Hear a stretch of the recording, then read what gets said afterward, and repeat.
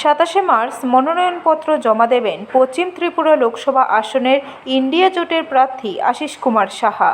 আগরতলার রবীন্দ্র শতবার্ষিকী ভবনের সামনে থেকে মিছিল করে মনোনয়নপত্র জমা দিতে যাবেন।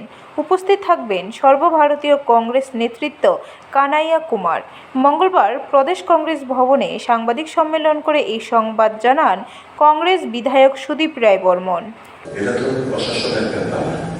আমরা অনেক আগে দরখাস্ত আমরা দিয়ে রেখেছি, আরো উনিও ব্যাপারটা জানেন, ক্ষমতায় আছে বলে নিয়ম কানুন পালায়নি বলে তারা অ্যাডভান্টেজ দেবে, এটা হতে পারে না। ইলেকশন কমিশনের তত্ত্বাবধানে সম্পূর্ণ ব্যাপারটা আছে, নিশ্চয়ই রিটার্নিং অফিসার সহ পুলিশ প্রশাসন পদক্ষেপ নেবে।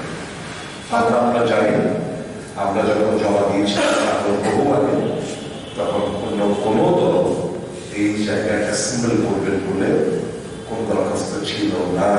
এটা দিয়ে আরো সাহেব স্বীকার করে এসপি সাহেবের পর্যন্ত আছে।